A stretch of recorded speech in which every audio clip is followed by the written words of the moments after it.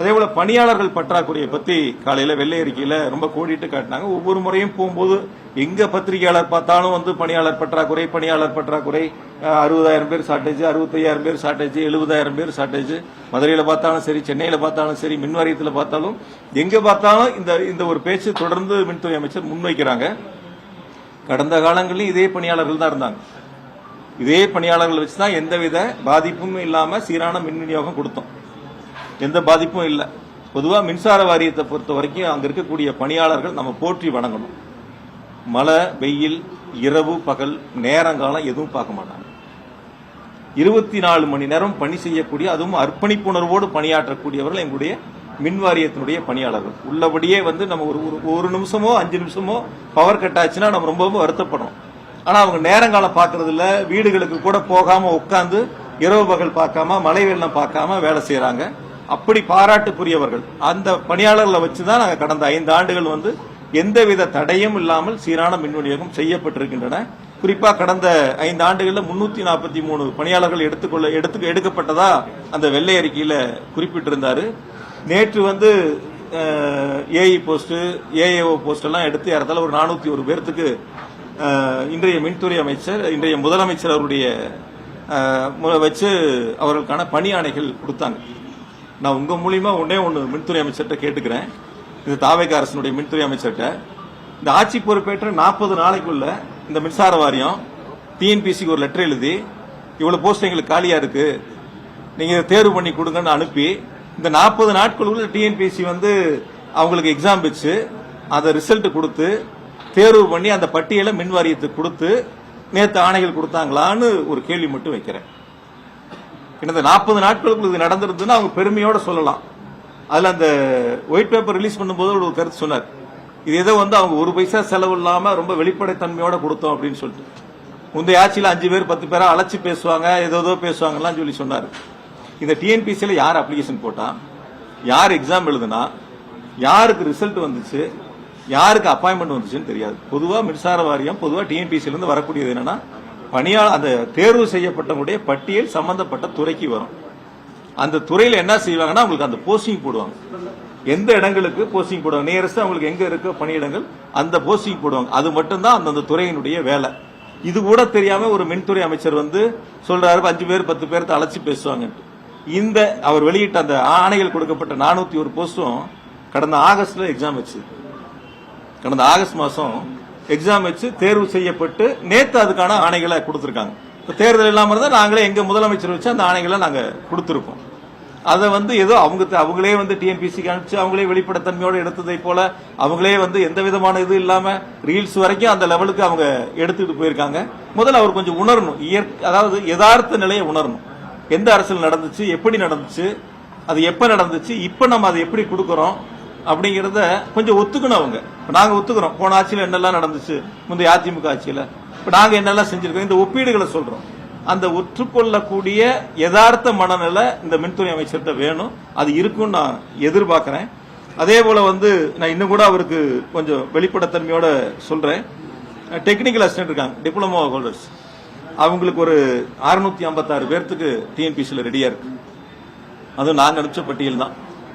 அது பட்டியல் ரெடியானா அவங்க உடனே மின்துறை அமைச்சர் அவங்களுடைய முதலமைச்சர் வச்சு பணியாணைகள் அவங்களுக்கு கொடுக்கலாம்.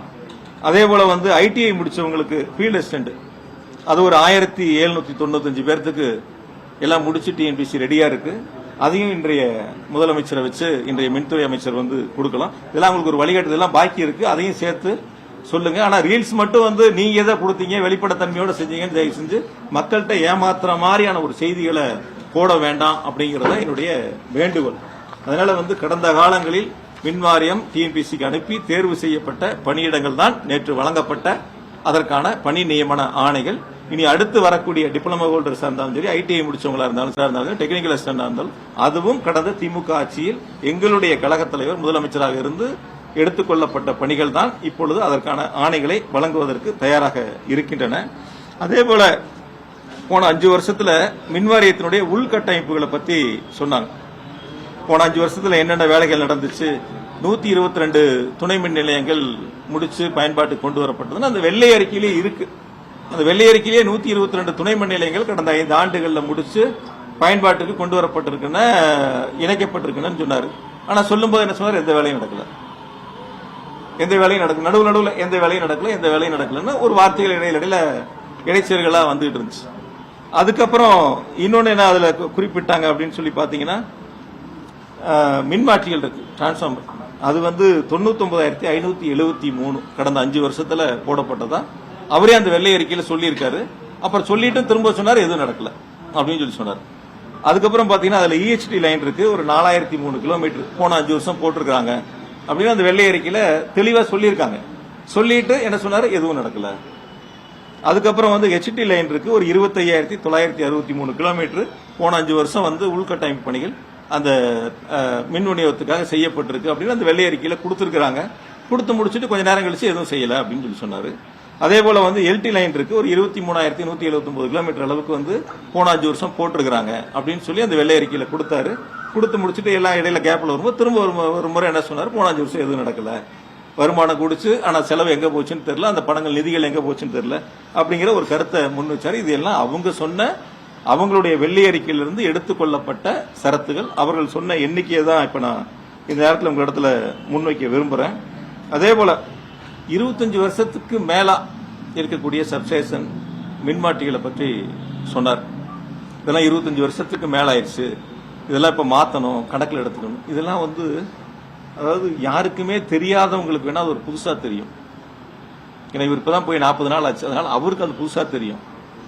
ஏற்கனவே மின் வாரியத்தில் பணியாற்றக்கூடியவங்களுக்கு இது தொடர்ந்து அங்கேயே இருக்கிறதுனால அவங்களுக்கு இதெல்லாம் ஒவ்வொரு அரசும் ஆண்டுதோறும் செய்யக்கூடிய தொடர் நடைமுறை பணிகள் ஒவ்வொரு வருஷமும் எடுப்பாங்க. இப்ப நம்ம அசம்பிளியில் அனௌன்ஸ் பண்ணுவோம், ஒவ்வொரு வருஷமும் வந்து இந்த வருஷம் எவ்வளவு துணை மின் நிலையங்கள் எடுத்துக்கிறோம், ஒவ்வொரு வருஷமும் அப்படி நம்ம துணை மின் நிலையங்களுடைய அறிவிப்புகளை வெளியிடுவோம். அந்த வகையில போன 5 வருஷத்துல 423 துணை மின் நிலையங்களுக்கான அறிவிப்புகள் வெளியிடப்பட்டன 5 வருஷம் சேர்ந்து.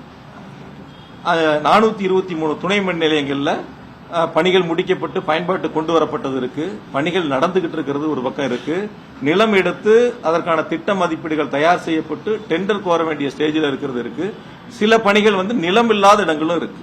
இது எல்லாம் வந்து தொடர் நடைமுறைகள். அதனால ஏதோ புதுசா வந்து 25 வருஷத்துக்கு மேல இருக்கிறது அப்படின்னு சொன்னார். நான் கூட ஒரு கருத்து சொல்ல முடியும். அதாவது என்னன்னா, எங்கெல்லாம் நாங்க வந்து இந்த லோ வோல்டேஜ் இருக்கு அந்த மாதிரி இருக்கிறதெல்லாம் நாங்க கணக்கெடுத்து ஏறத்தால 20,000க்கும் மேற்பட்ட டிரான்ஸ்பார்மர் மாத்திரம்.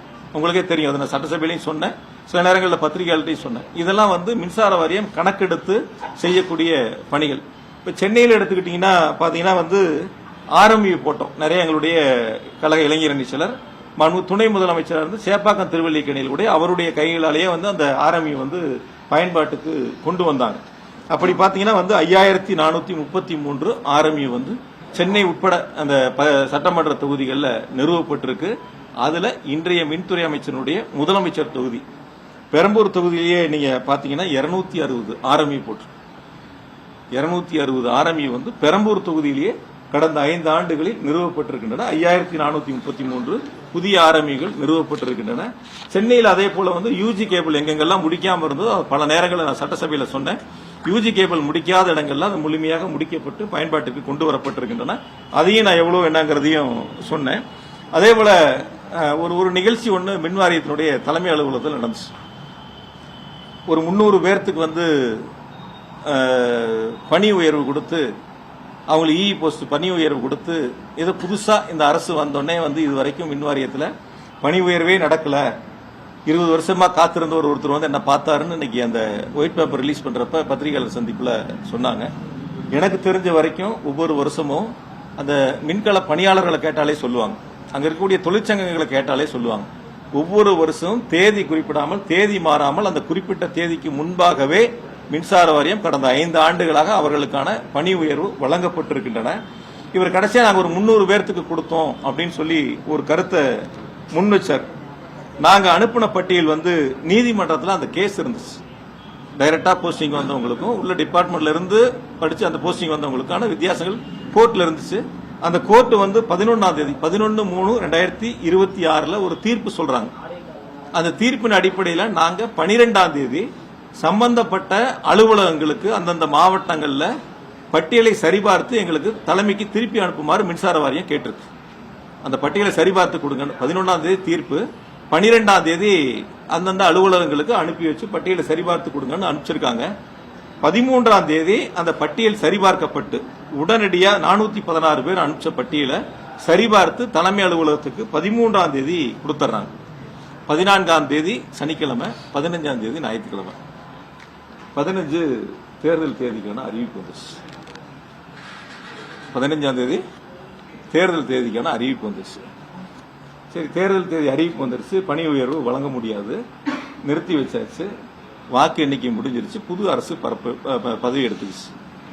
அப்போ ஒரு 300 பேர்த்துக்கு அந்த பணி உயர்வு கொடுத்துருக்கீங்க. அப்ப வெளிப்படைத்தன்மையோட சொல்லணும்ல.